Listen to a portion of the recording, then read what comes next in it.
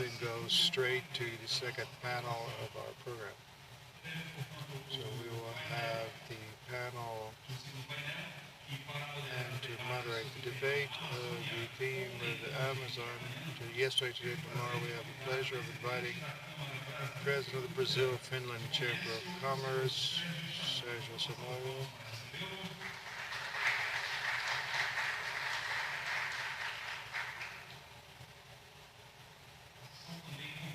We also invite panelists, Márcio very much Sérgio, professor, researcher at the Federal University of Pará and the Federal University of Amazonas.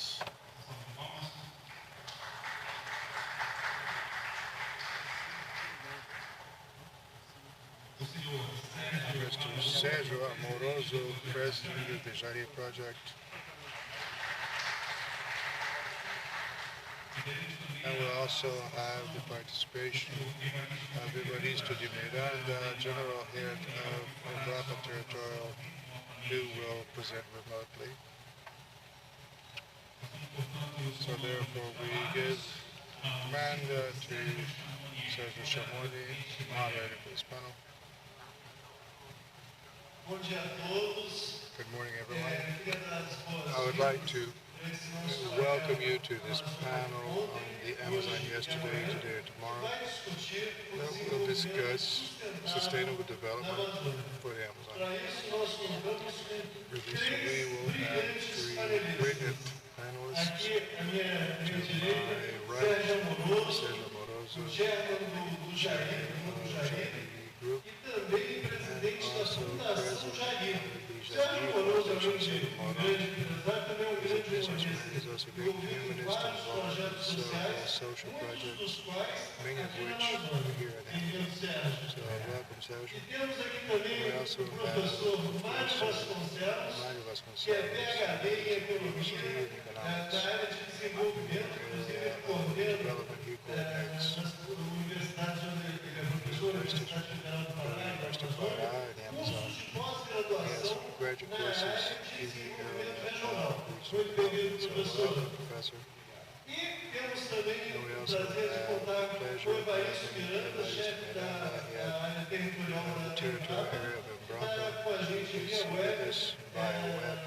We'll talk about Evaristo Miranda is also very well known in the sector. He's an agronomist and also PhD in ecology. He's already written more than 1,000 scientific articles, more than 50 books. So we're anxious to hear about his contributions. So I will start now with Sérgio Amoroso, who will talk about his experience in Amazon. Sérgio, please. So it's a presentation. I don't know if we have it already. It's a plug and play. So please, presentation by President Maroni. There it is.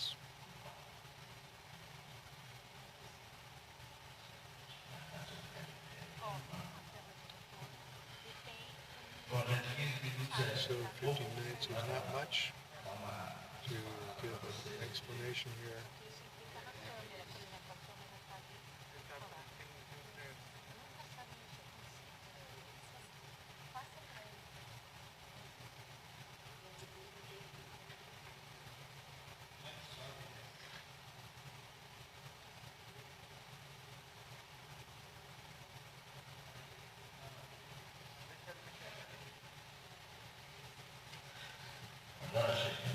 Now, so a little bit of the history,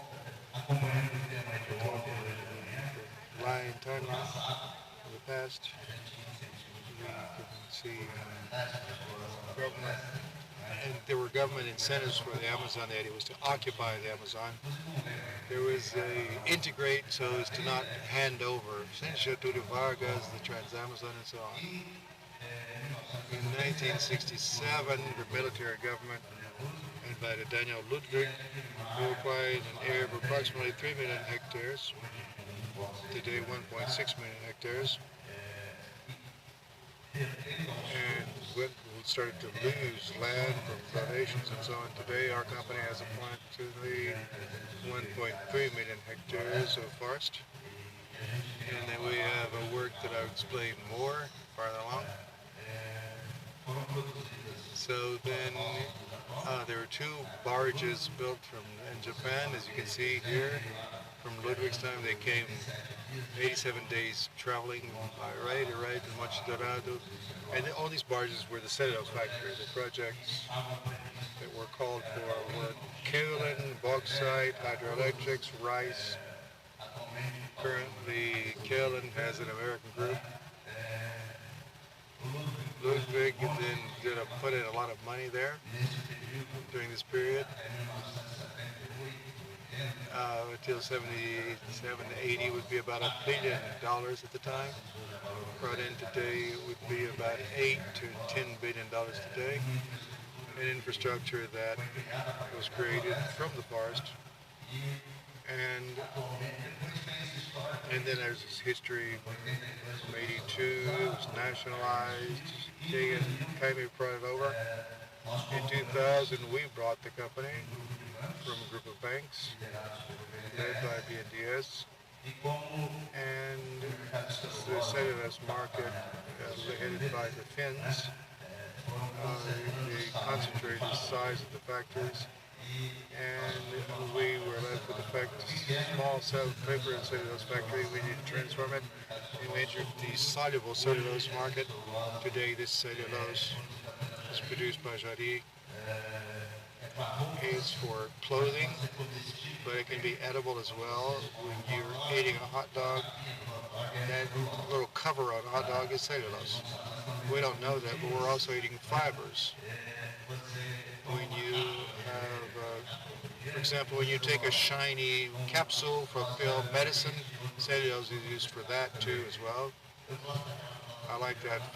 Put that previous photo up there because look how I'm young and not a little bit older now. What do we are looking at for the future?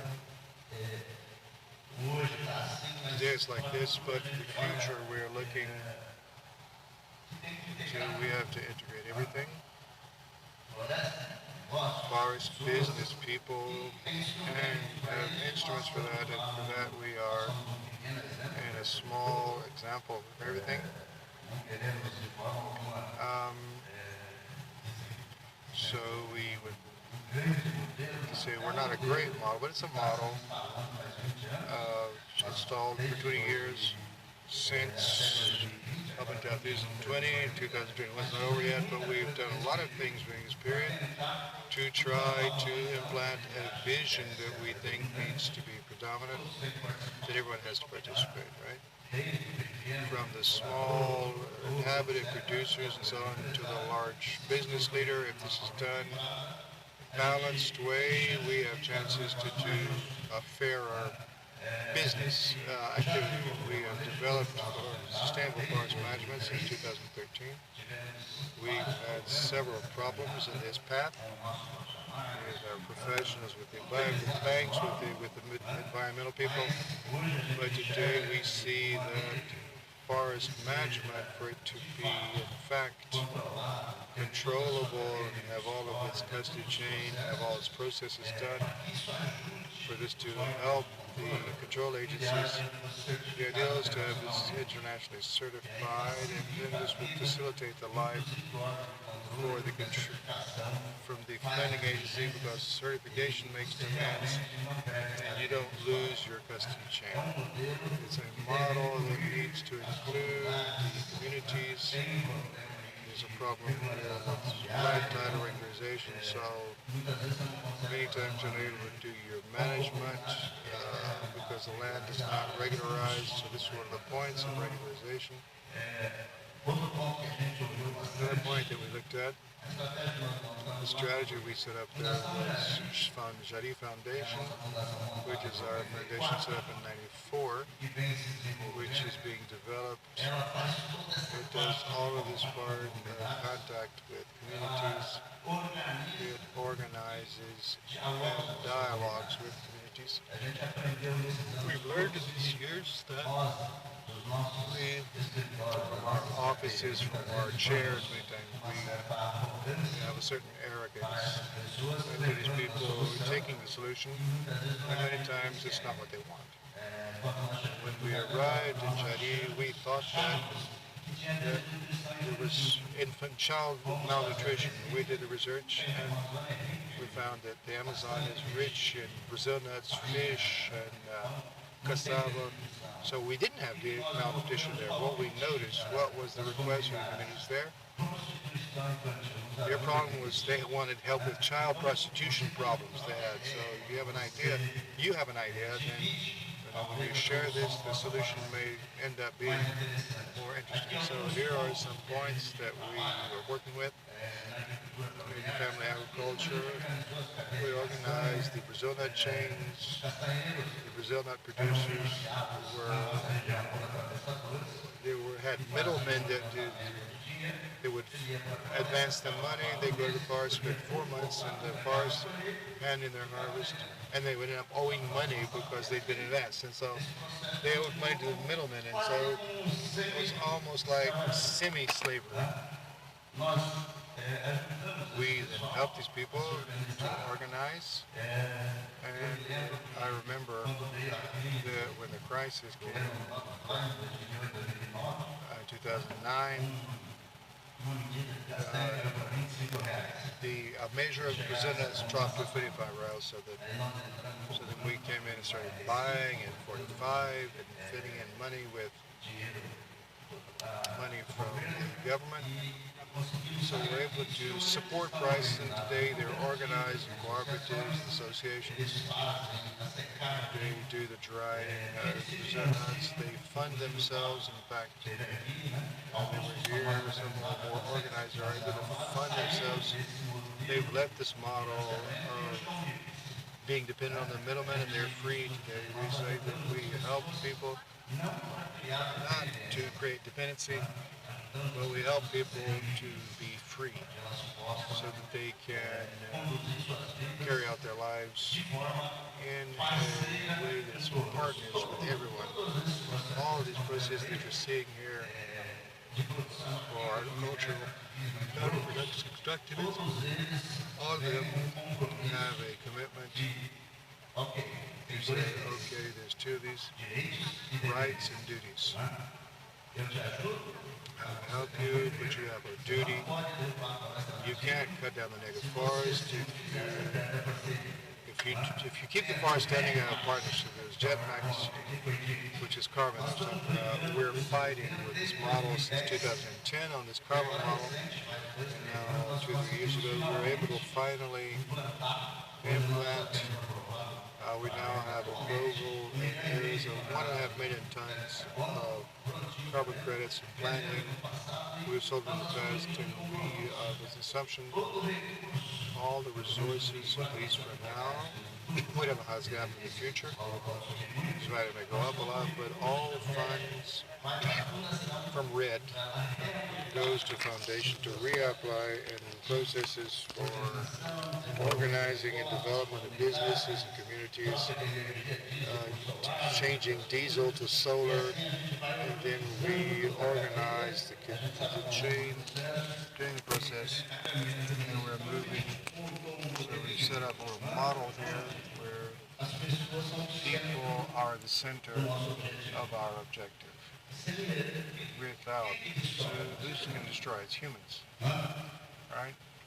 So for their interests. So we're able to solve the problem of people through strategies, through economic models, whatever we will avoid. I have testimonies. I visit these communities a lot.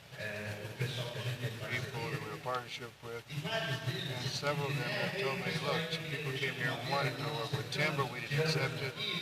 We came out, another person wanted to do this and that, we didn't accept it. We kicked them all out. Why do they do that? Because they have partnerships and they're happy, they're economically resolved, they have producers for cassava planters, and they said, look, I used to work with timber, but then later after we organized here, we don't have even time anymore to cut timber. and we sell our production, we're happy and so on. So then these are strategies that we set up always within this vision of compliance profit, otherwise we don't planet profit. So then we have here some challenges for all of this to work. We already talked about in the first presentation, land title, a broad and transparent land title. It's a condition of, for us to solve all this. From all of this we come the process of financial resources are also very important, infrastructure, long-term plans, and finally, if everyone is not involved, we have had this discussion of who demands people, so you're here in the Amazon, you're here, you're there. If we don't get together and bring together competence and knowledge, we're going to be sitting there pointing fingers at each other. The path forward is let's come together and we'll get there. Okay? Sérgio, congratulations. Brilliant. Very good.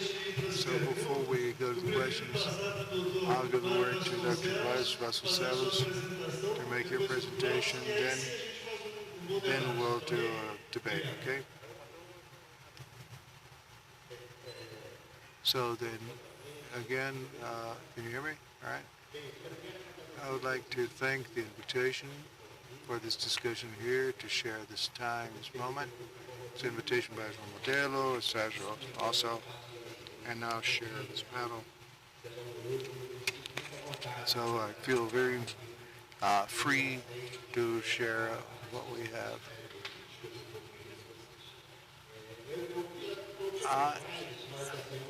Put some slides, but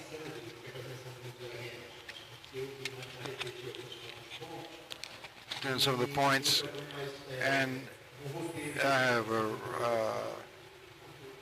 close control here. Could you give me the control?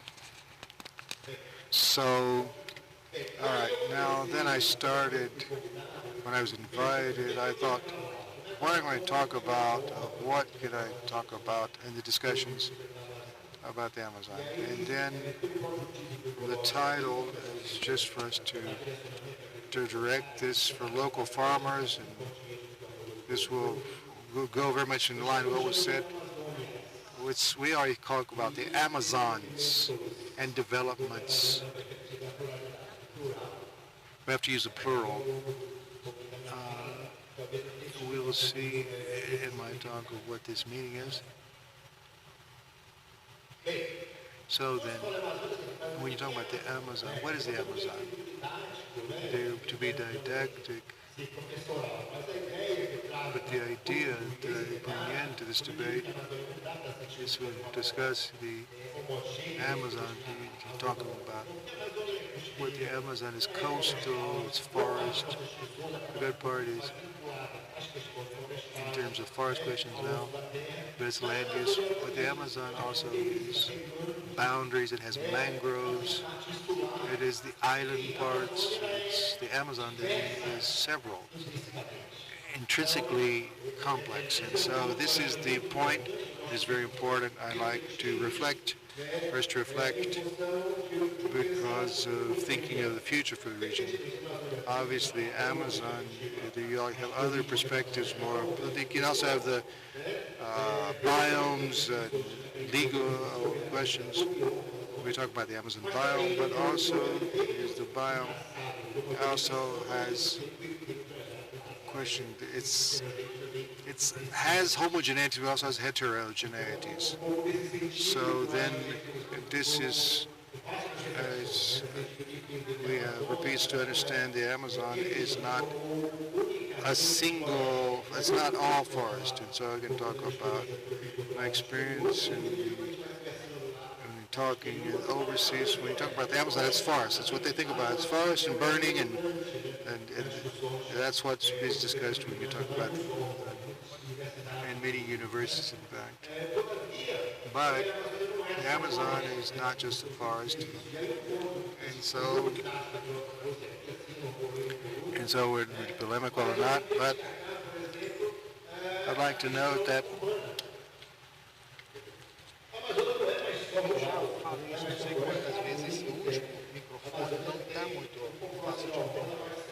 esse que tá falando, não é fácil. Vê se consegue esse. Os outros estão bons.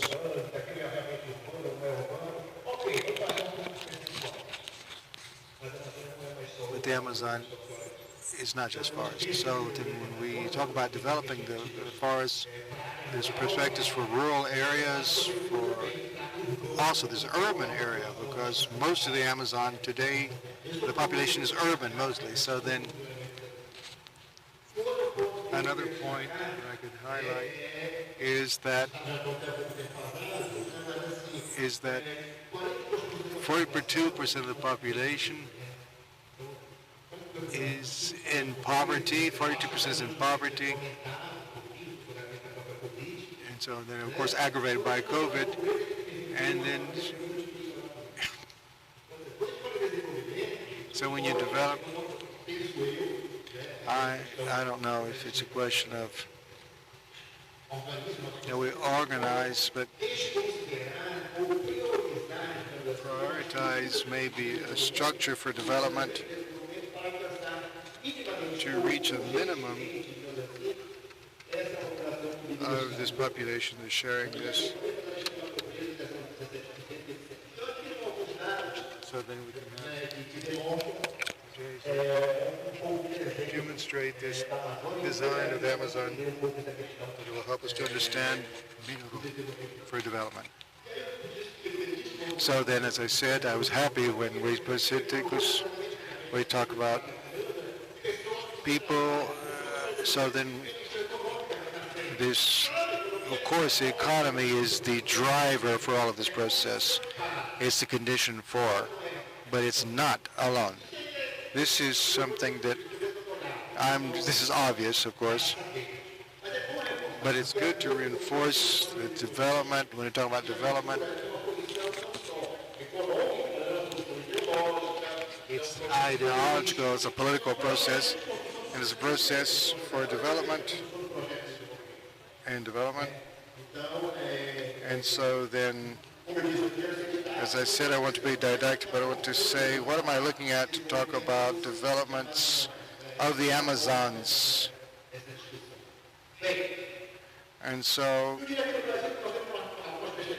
the perspectives here, obviously, and policies of the taking process forward. Talking about ideology. So then we have a project more modernizing traditionally, then social reformists. Then there's a question, the analytic perspective, which is done to disperse a bit. That we today are in stagnation right now. There isn't really a project now. And in my reading, particularly, and I have to say this from my perspective that we analyze, we're in a period of a crisis of a project. We lack an effective development project. We're letting development leaving from the logic of the system, the natural system, and we're letting it going alone with very few processes for planning, for development to really reach greater viability, which is people, from my point of view. So, and this is, I would say, in Brazil. So then, since the panel was the Amazon past, present, and future, obviously you have to do this very quickly. That all the past, recent past, is always we talk about planning for the Amazon region. I would say it ended up from the point of view at the end of the 80s. The natural wealth and economic wealth, natural wealth, economic wealth, and social wealth. Today I would say, to be clear, things are not so linear. Natural resources does not necessarily become economic wealth. All the natural wealth here in the region is not transformed into economic or social wealth. We have advanced in the economic, with planning for development for the region until the end of the 80s, but this process was not transformed into social wealth. So it has not reached this social wealth. And this recent past, everyone was bringing here for us to construct a bit the idea. So this process for colonization that we've been through, the major enterprise, the mining, hydro, ranching, and all. It's important to say that all of this design here was planned, right? If you gave some things went wrong, we had results that were beyond what was expected. We didn't really reach them, but they were planned and executed in the search for a logic for development, which was at the time prevalent at the time, and that brings a series of actions, of initiatives that reached a design from state present today. So how are we going to design the Amazon today for things that were thought about in the past? So there's execution and so on. So then I always go with the following assumption. Development is a process. Development is by trajectory. Development is also contradictory. When I say it's contradictory, because whenever you have this present, your present state dies, and then you have, so things change. There's always going to be changing. But this change is always seeking positive, but it's not always positive. It's not always only positive. So the present sign is practically what we have in the past.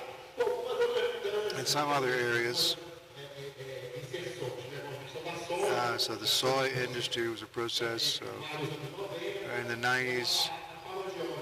The oil palm arrived in the 2000s, and these were processes for attempting to occupy this space and already human impacted space, area already deforested. So then development has involved some initiatives there. We also had a process of regreening, to regreen the Amazon with environmental policies that are more,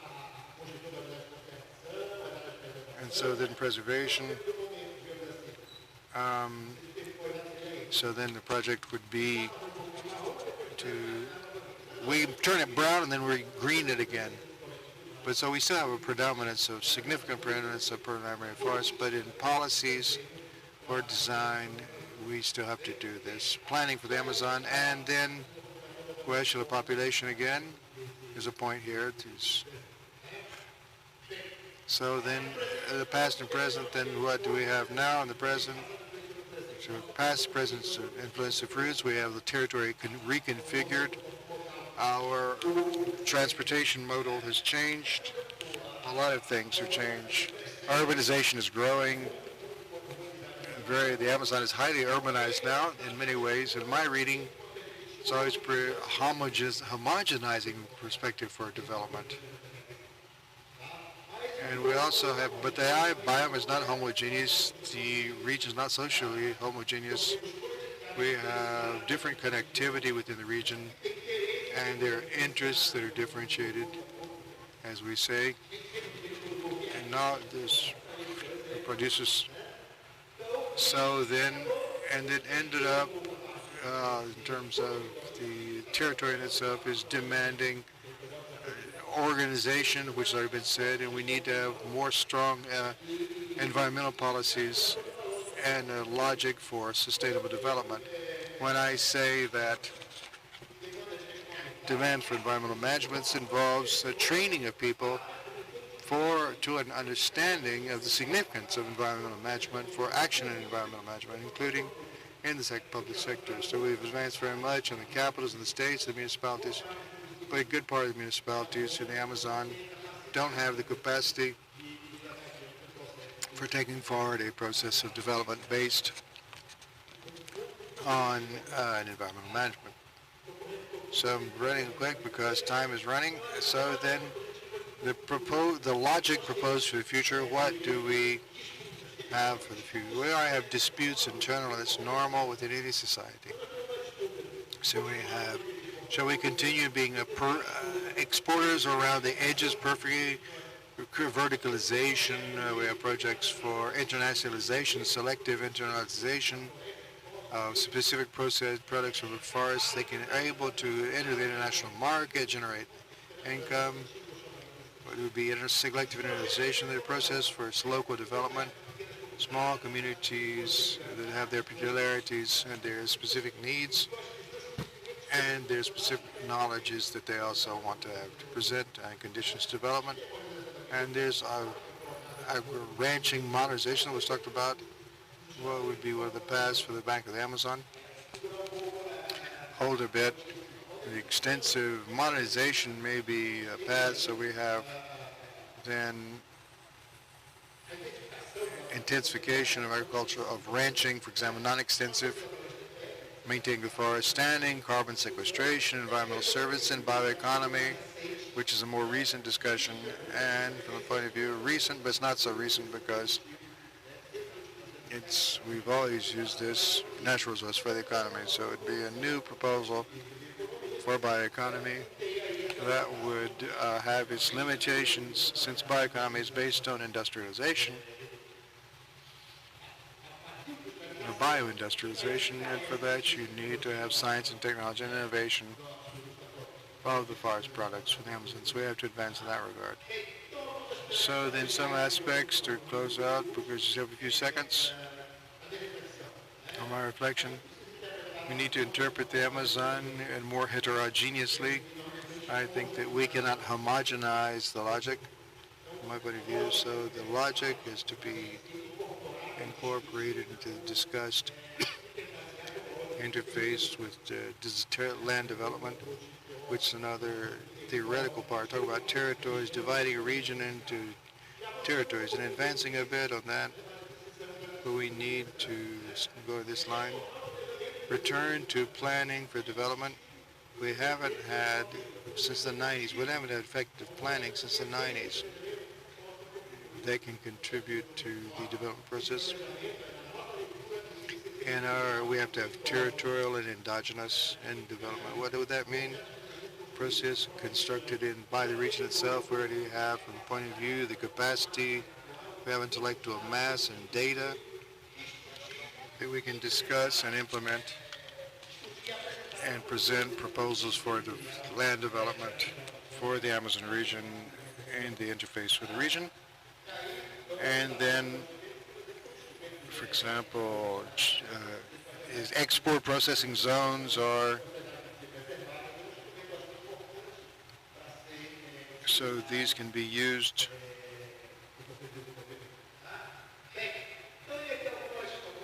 And so we have some points here, but I won't be able to talk about it. We'll close out with these last three. It's very important from my point of view within this context. Invest science, technology, and innovation. The technological leveling and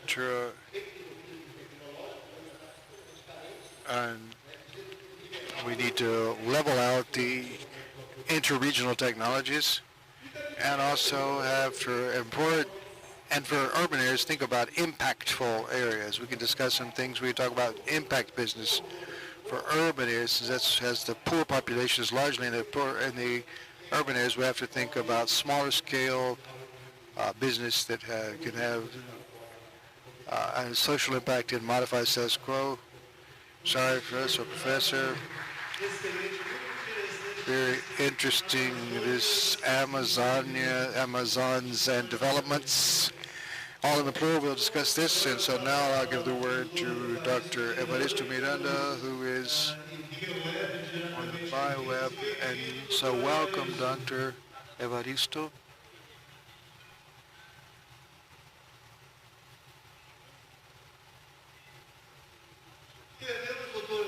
Did we lose Dr. Evaristo?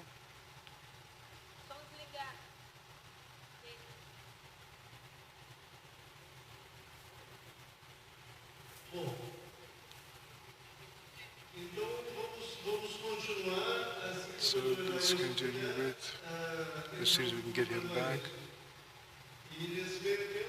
So meanwhile, we could just ask a few questions here. Sérgio, you talked very much about the importance of land title regularization to improve the business environment. What do you think can be done to solve this problem? Regularize, yes. So what's so hard? Why is this so hard? I'll give an example to be practical. The BNDES in the state of Pará, panel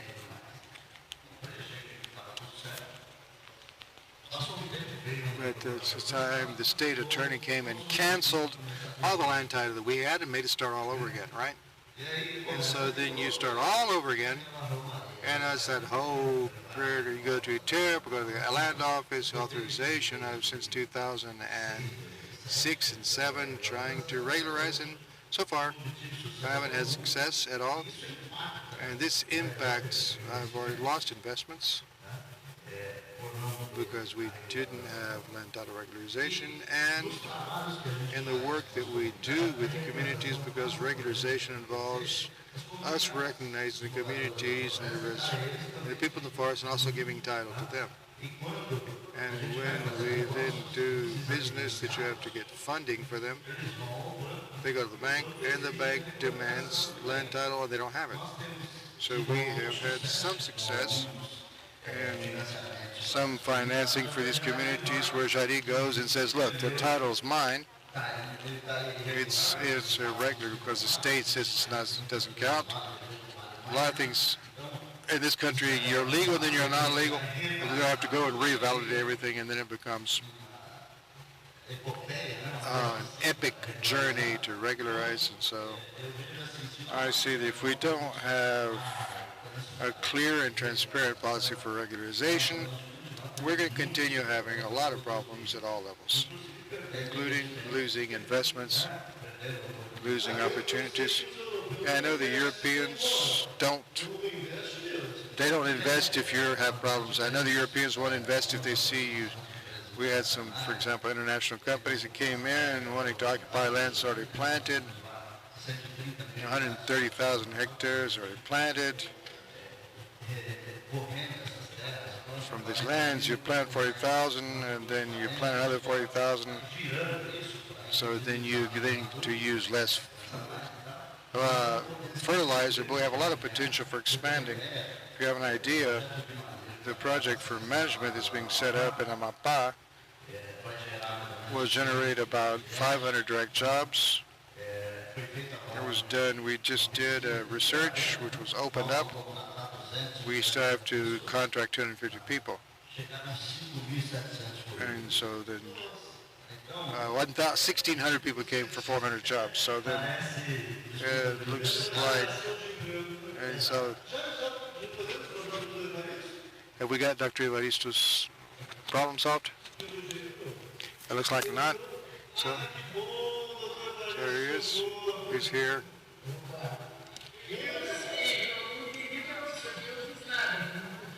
I haven't touched anything at all. It's a stochastic process. Can you hear me? Very well. Maybe, I'm sorry, I'm going to go straight to my presentation.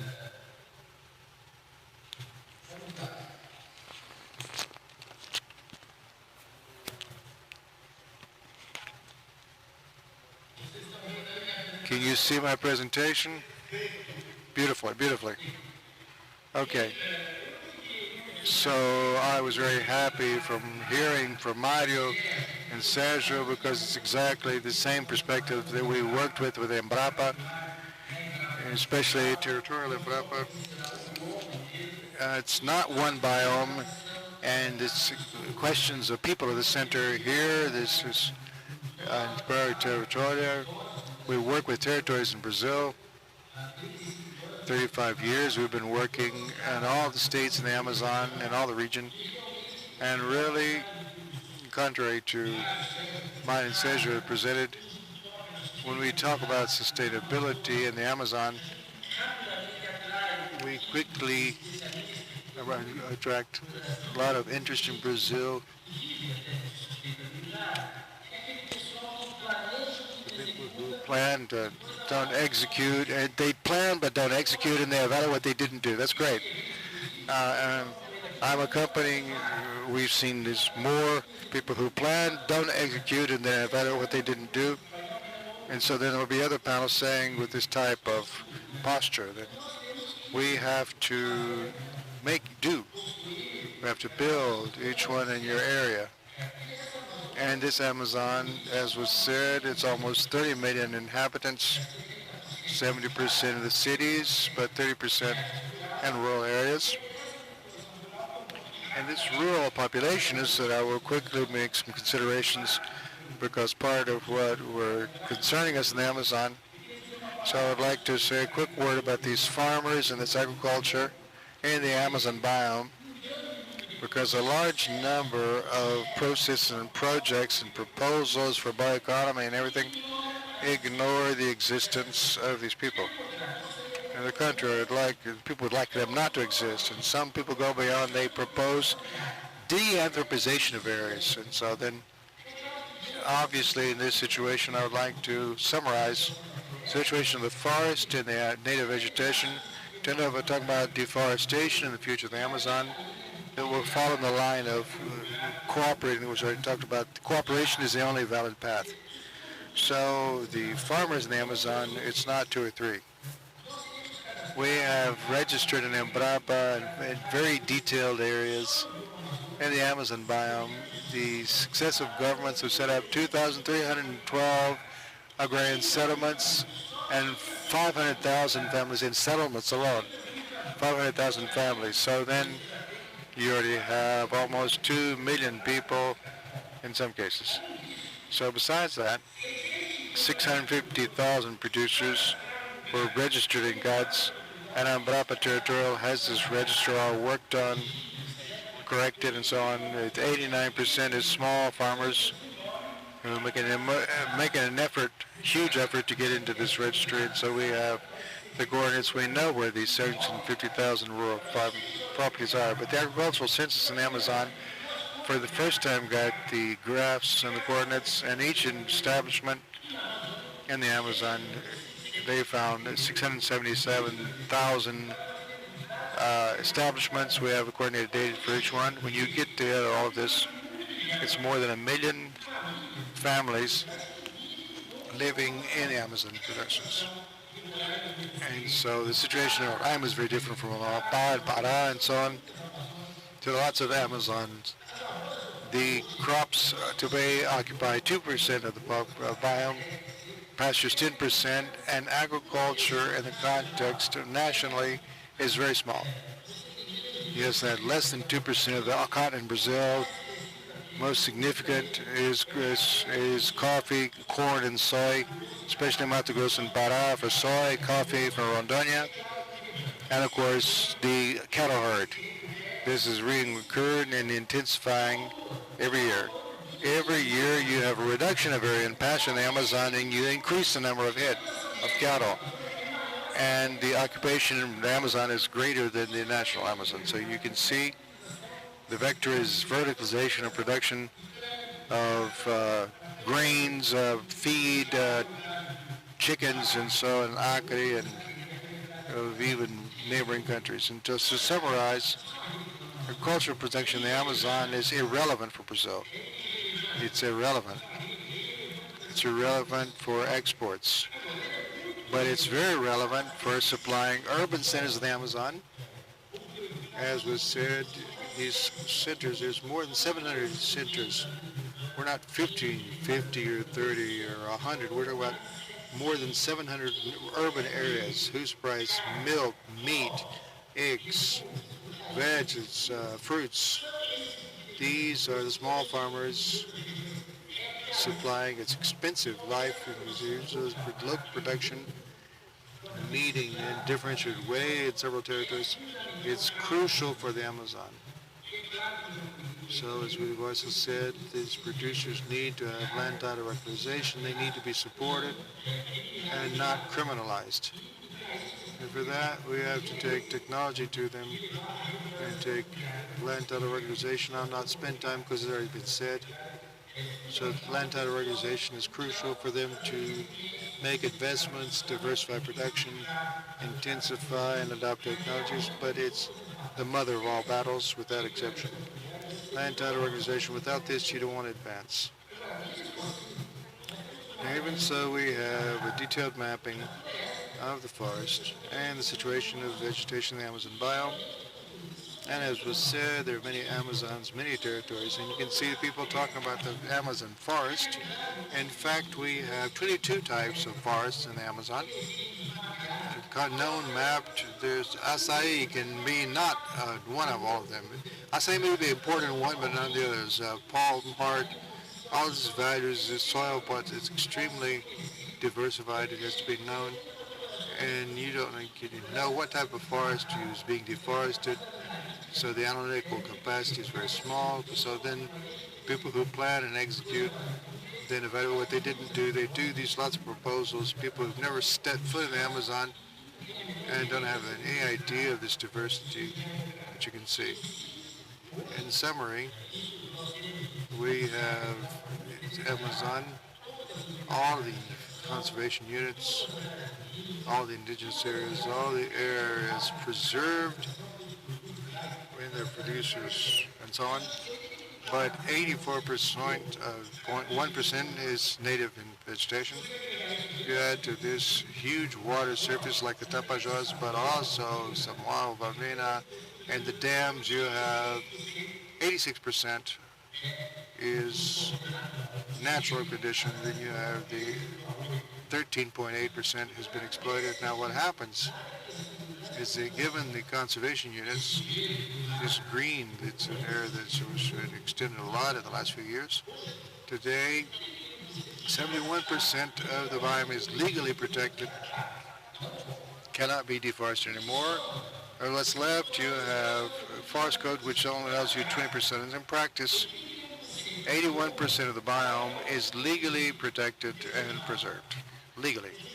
This means that if we deforest what is legally authorized, and shall we say for 50 years, or deforesting what is legally authorized as possible, it would be to add another 2.5% of area. So there's nothing else. The rest is already either protected or preserved.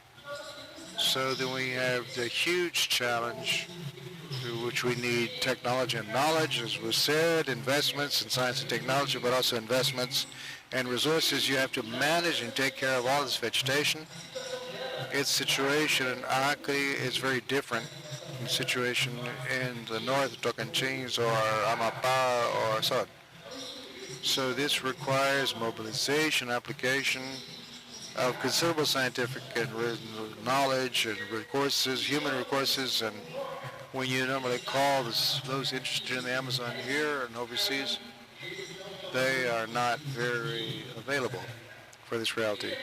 So I'd like to close by talking about this future that was said. We talk about more in the present and the future. I have books about the history of the Amazon. A book of mine is when the Amazon was running for the Pacific. So this river, in the past, the Amazon went to the Pacific. So this geologic story, this natural story, this human story, the political story, it's very much worked on by Brazilians, by those who live there. But we have this recent evolution of deforestation. I want to go into details, but if we take deforestation from measured by MP, we can say that deforestation has been reduced in the Amazon. The average over the last years, 30 years ago, was the last 20 years has dropped. In the last 10 years has dropped. To have an idea of how it's too difficult to talk about these things calmly, it's that last year deforestation reduced. 2020 was lower to deforestation in 2019. But all of media in Brazil is talking about deforestation increased. Everybody's saying it increased. when the data showed that it reduced.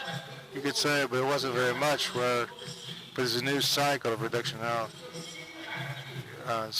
But now, this is not a narrative, it's like when you're talking about deforestation increased last year, it was talked about right and left and here and overseas against data. Now in Embrapa, what is the job of knowing how many deforestations produce these 10,000 kilometers? How much deforestation? So when you, I won't go into detail, I've been doing this for 11 years, but on average in the Amazon, every year 31,000 deforestation actions go. It's a sum of 31,000, which is this total. So 10 to 15% of that is outside the renewables. It's about around cities, it's infrastructure, it's conservation units, indigenous and so on. And in the rural areas, 27,000. How many farmers do we have in Amazon? Do we say more than 1 million? And that means that 98% of the producers don't have any involvement with this issue. We're talking about an epic phenomenon, so this has to be worked on. It has to be considered. I will conclude this thing because that's deforestation is a process of regeneration. So the total area deforested by projects is 35 years. This area is also monitored and together with EMP what happens with the deforested area. And we do this monitoring. So then 30% of the area deforestation has come back to native vegetation, when 10% is very solid forest today. Other areas can be secondary forest and so on, but there's a balance of carbon between deforestation and regeneration, and it's not small, it's mapped. This regeneration is mapped, it's happened in the deforested areas. So in practice, 30% of what was deforested is occupied again by native vegetation in several levels. And so, some things that Sérgio said, I think that there's a major disinformation cultivated on the Amazon. Mario said at the beginning, we talked about this question, according to the convenience, you talk about the Amazon basin.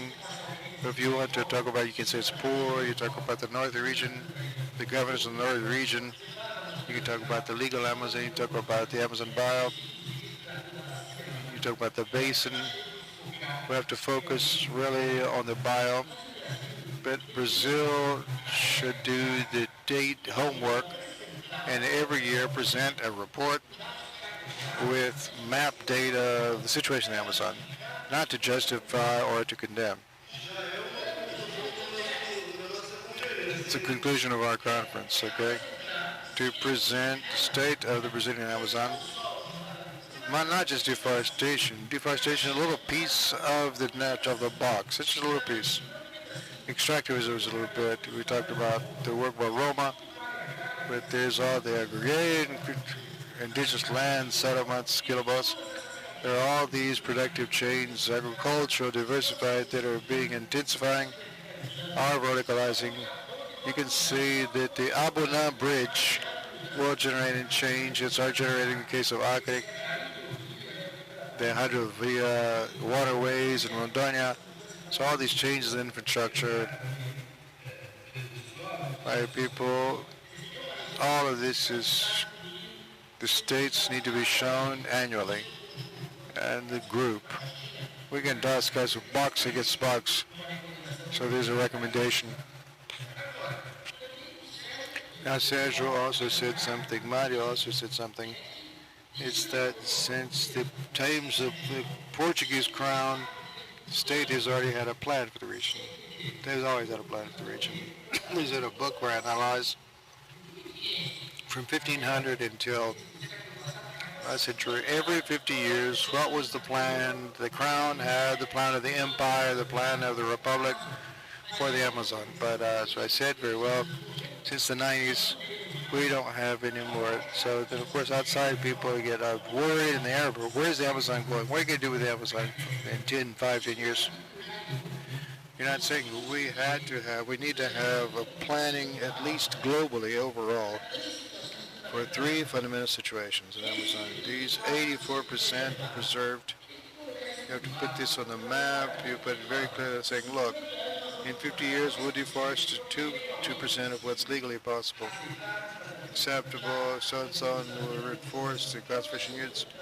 What is your plans for the preserved areas? And so when you have this area consolidated, 14%, there's some places where farming's been there for 2 centuries. The Baraganchini region has been there for a while, so for land title regularization is crucial in all this area. Technical assistance, social plan also for this other reality. I'm not saying to say something simplified, but of course you have these species. They're very catching fire, people are cutting forests, there's change in land use that are happening legally and illegally, and this also requires other management, other plans. So I'd like to thank your attention. I'm completely aligned with what was said, because I also, the dynamics of the region, someone says you understand them. So you finished studying last night. It's changed from yesterday until today, and it'll continue to change regardless of what we're talking about. Father Vieira, who preached in Belém, several very interesting sermons about the Amazon that he used in the plurals. He talks about the oceanic distances that you have between saying and doing. It's what we would take people to do something. So thank you very much. So we see that our panelists here are completely aligned with the very rich discussion, and this is one of the major objectives of the Amazon and Loco was exactly to share knowledge and numbers, real knowledge and numbers about what is the Amazon, for the Amazon, because it's not just Europe that doesn't know the numbers for the Amazon, it's Brazil that doesn't know. So this suggestion of Dr. Evaristo is absolutely brilliant for Brazil to communicate these numbers annually to the world and with solid data based on strategies, on satellites and all these forms of technology. We'll back up the exact. So thank you very much. Now taking advantage that Dr. Evaristo is online here with these complicated situations. I'd like to ask a question directly to him.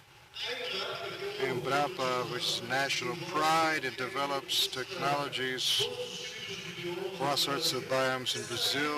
It's known that it also is developed for the Amazon, right?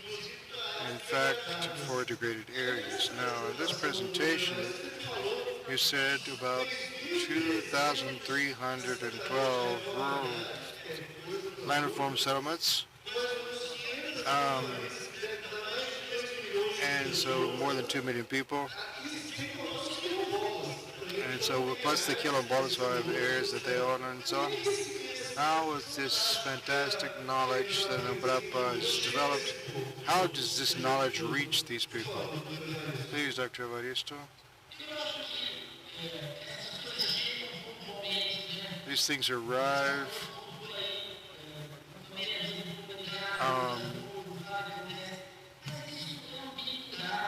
So this is a drop in the ocean. So we have to have the entrepreneurialism.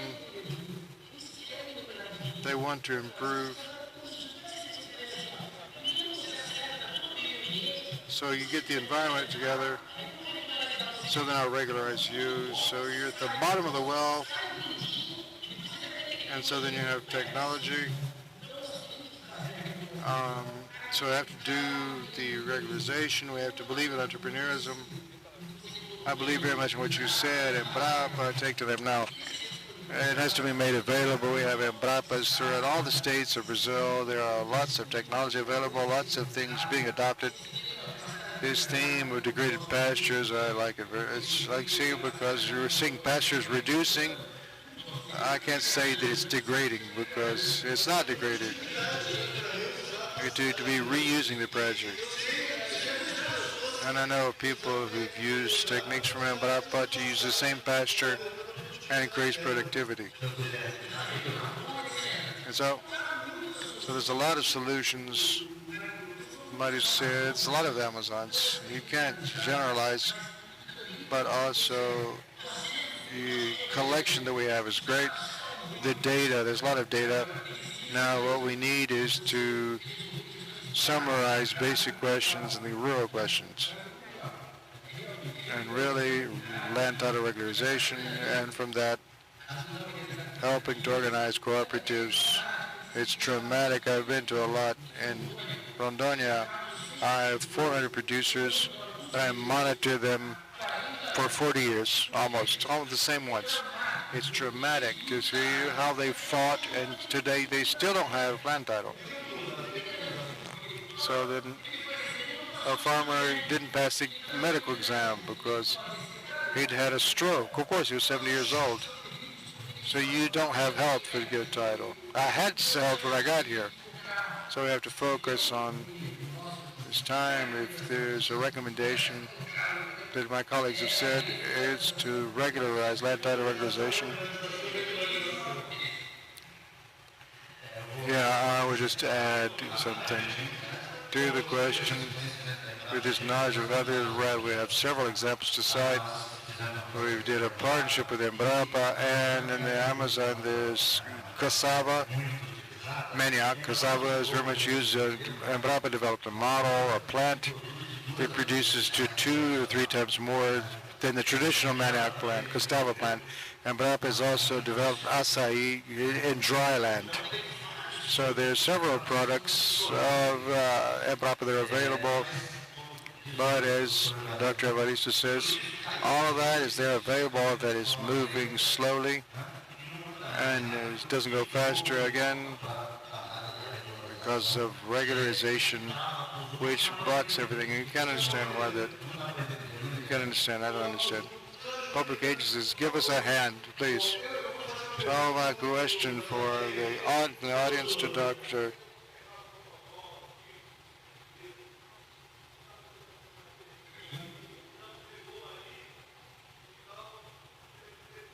I can't hear, obviously, what the person is saying.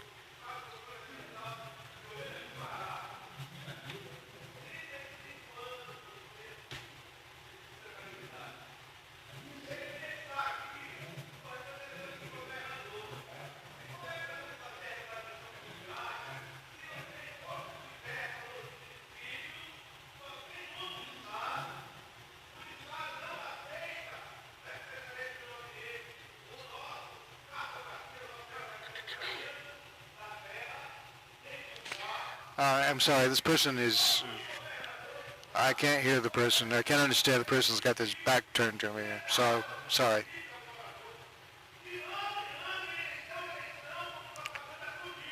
Base.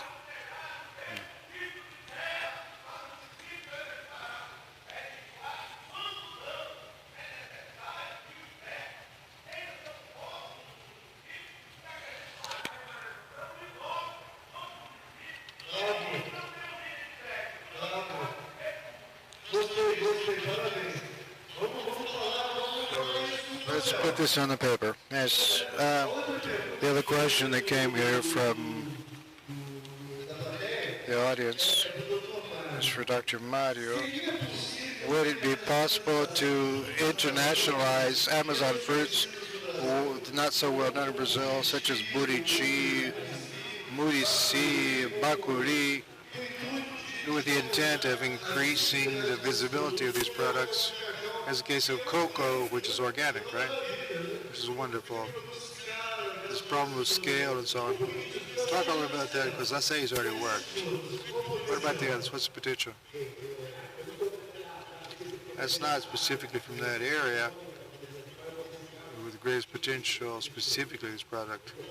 What I can say is that we have lots of fruits, lots of possibilities, not only fruits, but resources from nature that can be selected for this process of upasu, for example. Now, how long does it take for it to reach for production and so on? I can't tell you because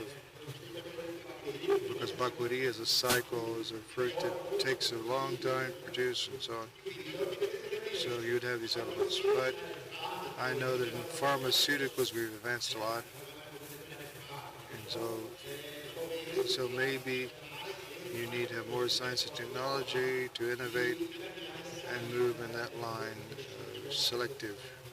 It's a proposal. Exactly, and talking about this of applying fruits from Amazon, I know that, for example, today in the world there is a major demand for biomaterials, textile fibers, and so in Finland, all of that is, they use this. I imagine this is a major potential for us as well. What do you think? As I said, we have lots and lots of resources and biodiversity that can be used, but we still need more knowledge about the biodiversity for these products. I would say that much more science and technology. Into that, we obviously need more researchers and more investments in that area. So, sharing here in terms of need for planning, we have to think about short, medium, and long-term planning. It has to be designed long, medium, and short, so that in the short term we have to immediately fight this poverty. What can we do? As I used to said, we have to produce to meet the demand of the urban demand. So this is something we already know how to do. But it's a short term. Medium term, more training for people. Long-term bioeconomy, to have more knowledge of what you can say put on the market. There's another question from the audience for Dr. Evaristo. How to unite everybody for developing the Amazon considering the polarization that we're in now?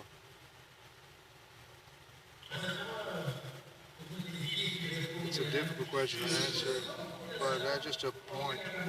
Someone has just said that these products from the Amazon, how Fedo Homa has Reserva, Jaboranji, Rosewood, in other words, if we create a national market, extractivism only works and long as it doesn't work. When it doesn't work.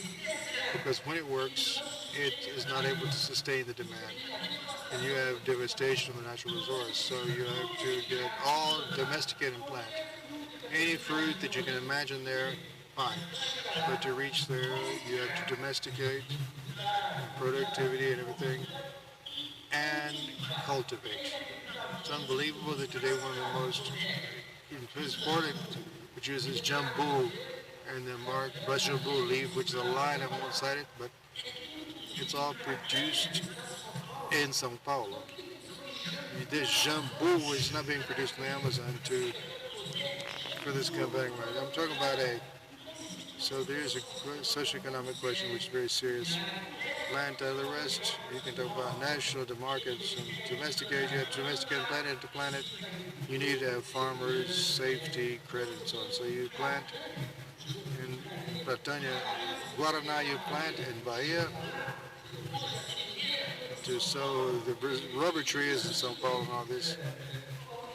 So this topic cannot be simplistic and magic to think now. What my colleague said is I think you have to talk. The problem we talk to is serious because today we have convictions. People don't have convictions, they don't have arguments anymore. If you have convictions, you can't do anything because their arguments are not. So we have to try to, we can't solve things by shouting. You have to have numbers. And also with territories, as we said, because we discussed territories as something more circumstantial. You have to have more objectivity. And there's a phrase from Deming that I like very much. Our Deming, he says that, in God we trust. All others pay cash.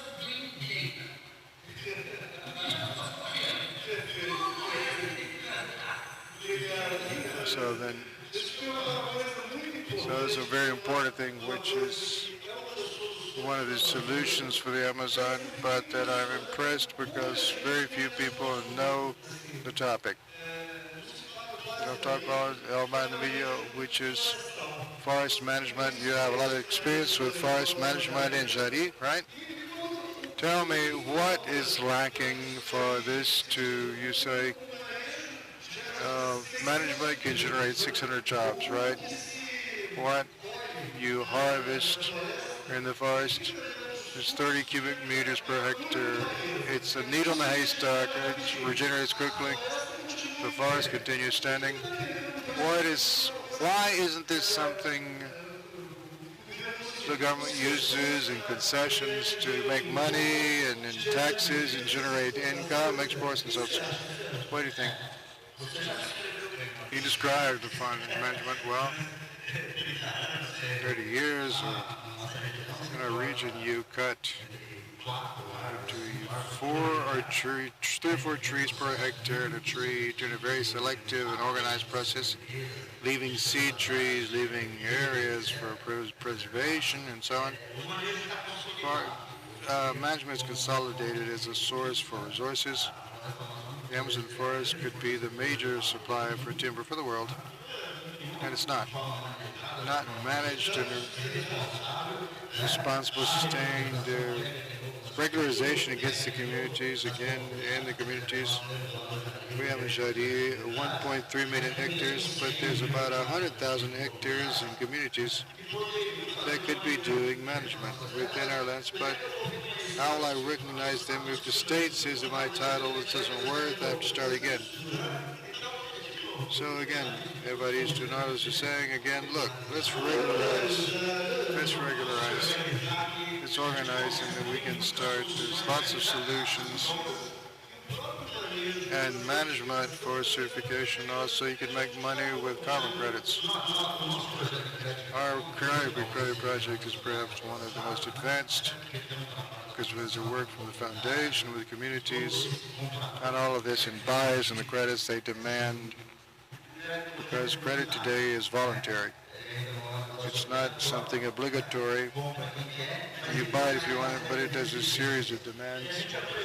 And we can present all this work for the communities, the inhabitants of the forest, with monitoring by satellite and avoiding deforestation. So one of the items in carbon credits is management. Look at this virtuous cycle. Management is within this, and so then management is a major source of employment income for the forest, and if done appropriately, and insist, that's certified management products, because it will help very much, and enforcement helps very much in the custody chain, okay? I was curious with something in the presentation from Dr. Mario. You at the end of the presentation said that business impact business. What is that? Conceptually, it's business that is impact business can rapidly transform a state. Shall we say a poor state? There's social impacts, environmental impacts. Now, their business is not something done or randomly. It's something where you can take advantage of a process already installed, and from that create value based on another business. An example, shall we say, the acai again. There are residues. There's lots of residues being generated that can be used for building new business. So you have a problem with the seed, right? So it's a residue, it's fuel for boilers or for something else. It has lots of technology. You can use this. And it's causing environmental problems. It's not being transformed into business. And you can make it into business. You have experiences. In such a building, at least the data from 4 or 5 years ago, produced about 400,000 tons of acai seeds per year. So they asked me to help. Can you help us in solution? I said, look, you could burn in our boilers. That could be fuel. So then we started to build that. We burned about 200,000 tons in a year. And then bureaucracy said, look, you have to have notes and this is for tax, and so they complicated again.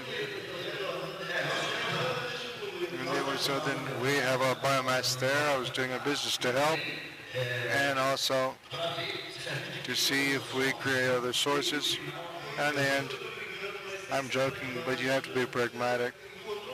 You find a solution, if there's an impact, and bureaucracy then complicated. How can this happen? Makes no sense. So unfortunately, there's only 2 minutes left from our debate. It's a pity because there's lots of interesting things for us to discuss. So, but I would like to make a request to Dr. Mario. I'm very happy to see that despite so many negative things that happen, we don't talk about the Brazilian leadership that wants to solve the problem of the Amazon. For example, you see the federal government created that National Council for the Amazon with President Moro. The governors are very much involved in the north. They're very much involved in this question. I see that in the Bioeconomy Forum 2 weeks ago, they came in large numbers. They had meetings afterwards there at COP.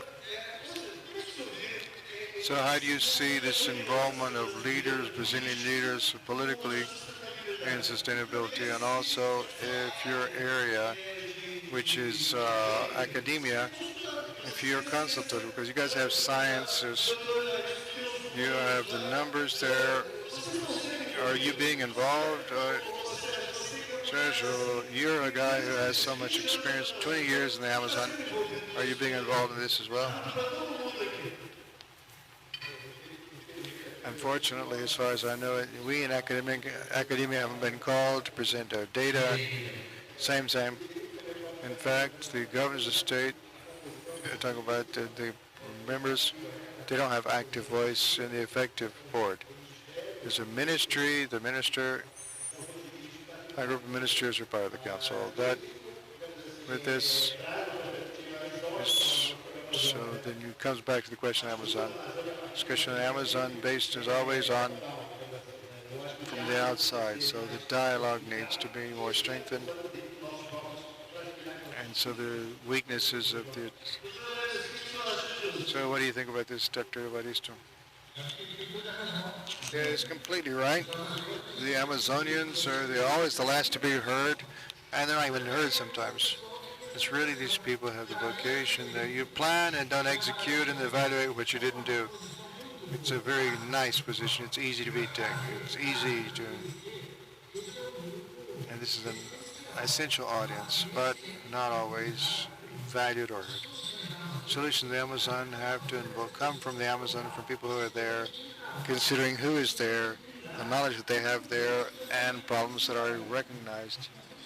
We have to get beyond that. People talk about exotic fruits. I was remembering that they don't have amber. People are drinking orange juice. They don't have oranges there because you can't take orange from near there. So produce Amazon orange in the Amazon, you have to 2 or 3 more times. You have to do much more management, and so then there's everything is used, is consumed. If there's a little bit left over from one house, they send it to somewhere else.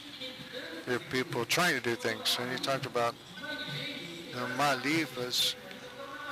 But best manioc people are helping the Northeast, exporting Embrapa to the Northeast. They organize, so there's a dynamic, an entrepreneurial dynamics in the Amazon. People have to come from outside, from top down, to bring solutions to tell us what to do. Now, we have to hear these people who are there in their areas, and they're excellent. So I'd like to thank the 3 brilliant panelists. I think it was very rich. It's a pity we didn't spend more time, but it ended up. I'd like to thank you very much.